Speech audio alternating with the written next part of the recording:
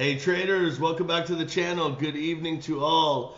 So I was just kind of analyzing the last round of charts, and this one popped up on my scanner as I'm enjoying this amazing drink. It's called I don't even know what it's called, but it's Saint Germain and Hendrick's gin with a twist of lemon and soda water, and it's freaking amazing. So anyways, I was enjoying that drink, and this one popped up on my radar. And I immediately saw the chart and I said, I have to analyze this one. So I figured I'd do a quick live technical analysis with everyone so everyone gets the benefit of kind of what I'm seeing, especially for newer traders that are really trying to understand charts and make sense of them.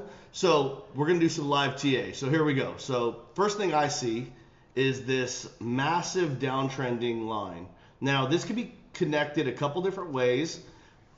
Obviously that's one way, but here's the other way, right? So there kind of broke out, never retested, so I don't really like this one, but I like this one here, right? And then the next one we're going to look at is, we're going to look at it in this context. Multiple touch points, you got 1, 2, overthrow, all the way down, 3, 4, 5, 6, boom. Breakout, launch, comes through, retest, bullish consolidation, breaks through, come back down. Yeah, that's probably the Hendricks talking right there. Anyways, nonetheless, here we go. So here we go. We break down, we retest right there. Look at that reaction out of that. I bet you if we did a fib on that, let's just look at it. So here we go. Look at that. That's crazy. Look at that. Right to the 0.5 fib. Like, you can't even make this stuff up. That's wild. Okay, so I don't want to digress too long there. So comes up, touches, retest. Now we're in this massive launch off this retest into what I see as bullish consolidation, right? So you have this, and then you have kind of this downsend, or well, I'd say it looks kind of like that. Or you could also say this, right?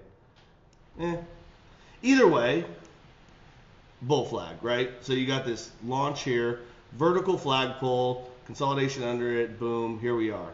So I think this is an amazing chart to show others the lines in which are respected, the levels that are respected, and from here, I mean, you could look, I mean, I'm just seeing this as I'm kind of analyzing this a whole nother way. I mean, this could be construed as a cup and handle too.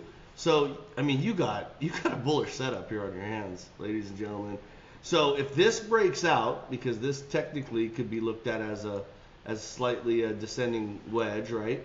So let's just take that breakout. Let's see what that looks like real quick. Let me grab that tool. All right, so you want to go always when you want to do a measured move on a descending wedge, you want to take the high of the wedge and the low. So we're going to do something like this,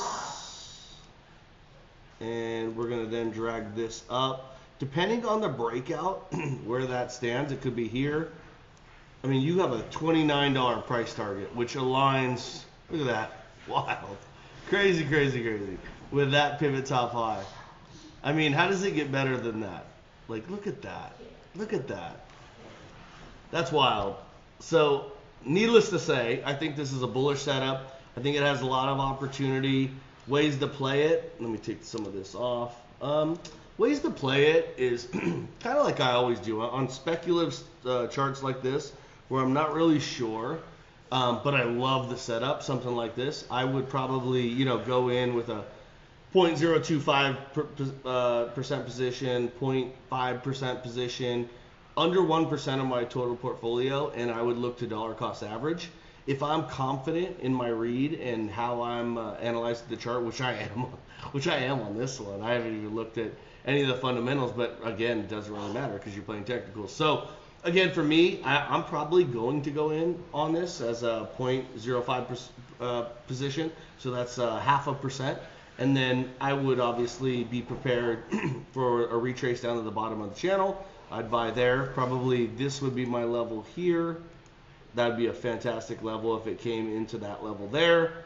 But again, you just got to be prepared, right? You got to have a mental mindset that if you get into a position early, or you get in any position, whether it's early or not, you just have to be prepared that it's going to go against you.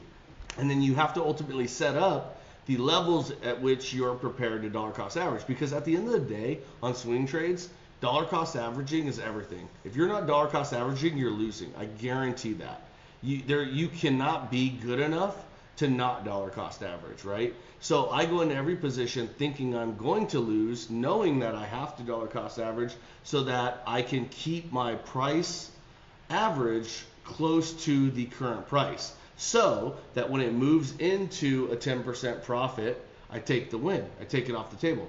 Matter of fact, the position gets larger, right? So if I'm dollar cost averaging 3, 4, 5 times, by the time that fifth dollar cost average hits, my position size is 5x what it normally is, right? So think about that. Your cost average is low relative to where the current price is, and then you have a 5x position against it. So it moves into 10% profit, bam, you make a huge score, right? And you're safe along the way. So anyways, I don't want to be too long-winded with this, but I do want to educate everyone, especially the newer traders that are searching and seeking that comprehension of technical analysis. It's not rocket science. It's not hard to do. It will come over time, and out of nowhere, you'll just see the charts. You'll just see through them. So, anyways, I'll cut it short there. Again, I always appreciate the love. If you could smash that like button. I'll continue to do these as I see them. Here's a perfect example. Kind of enjoying an evening with my fiance, looking at charts, and yeah, so that's kind of where I'm at. So anyways, we'll see you guys on the next one. Thanks, and take care. Bye.